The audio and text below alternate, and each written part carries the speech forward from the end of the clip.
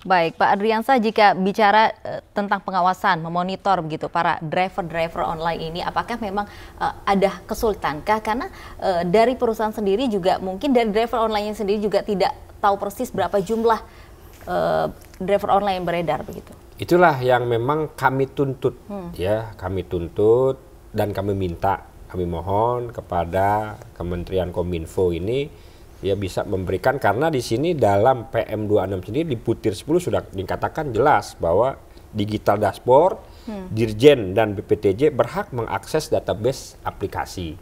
Jadi memang perusahaan aplikasi itu ya harus memberikan datanya kepada Dirjen Perhubungan Darat atau BPTJ, sebenarnya jumlahnya itu berapa sih? Nah, kita nanti bisa melihat. Selama ini belum ada data belum yang ada. Jadi memang apa yang dikatakan Mensu benar itu. Hanya perusahaan itu hanya yang tahu. Mungkin kalau seumpamanya Kementerian Kominfo tahu ya.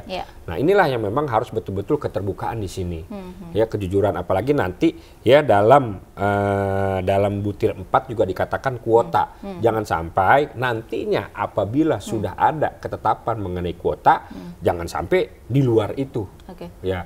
Nah, yang bisa apa? Ya memang yang bisa melakukan itu adalah Kementerian Kominfo.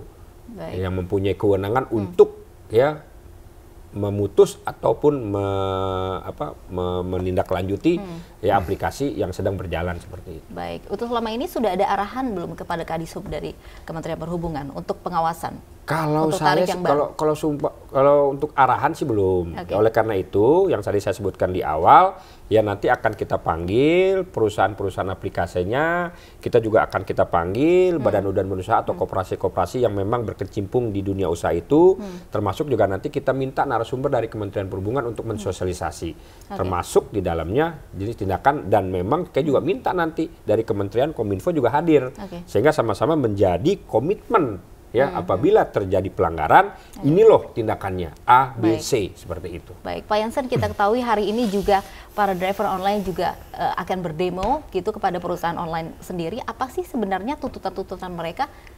Bisa diceritakan, Pak Jansen?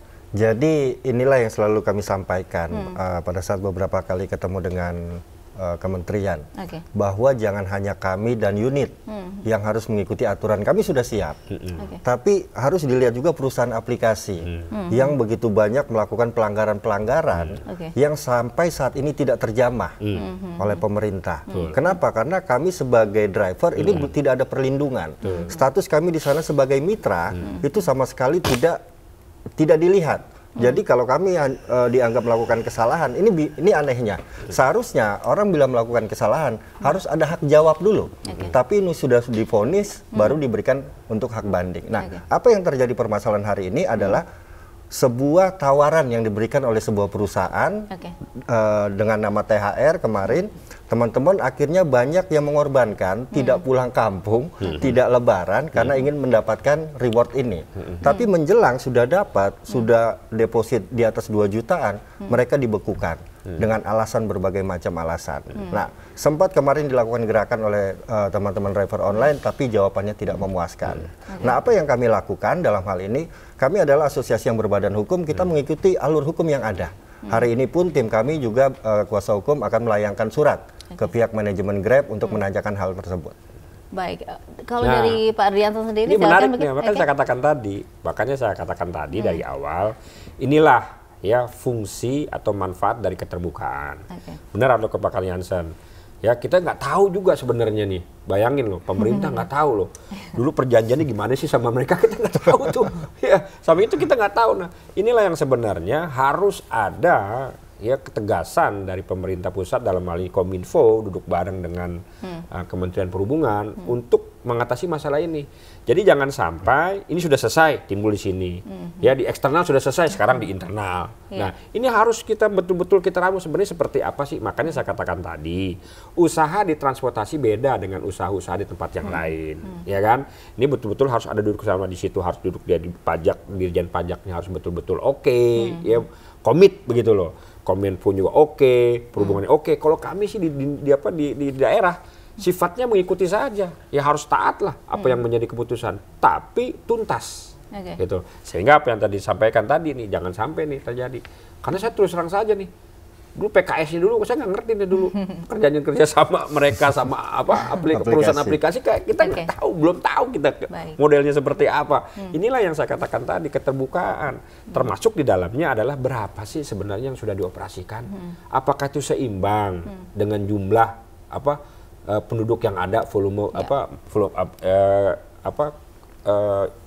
yang dioperasikan itu seimbang dengan masyarakat yang ada kan seperti itu kan harus dihitung-hitung. Itulah yang kemarin kita minta adanya kuota. Walaupun sebenarnya saya katakan tadi kalau seumpamanya sudah memenuhi 4 situ ya kita bisa secara otomatis lah dia akan menjadi balance sendiri seperti itu. Tapi faktanya di lapangan seperti apa sih ketika memang banyak aturan yang mungkin berdampak pada driver online sendiri. Tapi kalau untuk perusahaan aplikasinya sendiri sudah ada belum aturan memang jelas untuk perusahaan aplikasinya? Saya kurang tahu, silakan Pak Jansen jawab. Mungkin Pak Jansen bisa menjawab. Kalau kita lihat dari Permen 26 kan yang baru diatur adalah pajak, terus sanksi bila ada driver yang belum terdaftar tapi masih bisa online.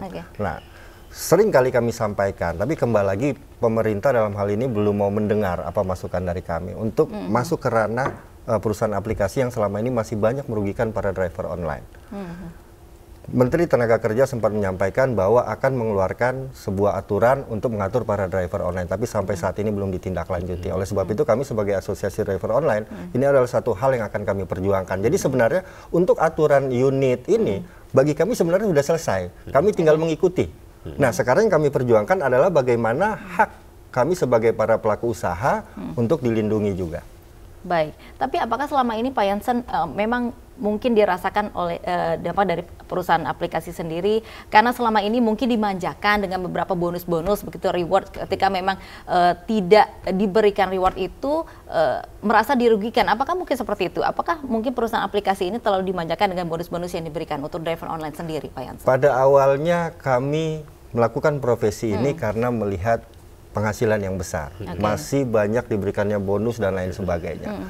Tapi 2 tahun terakhir pelan-pelan semua itu dihilangkan. Jadi memang begini Mbak, ya katakanlah begini nih, saya menganalogikan seperti ini.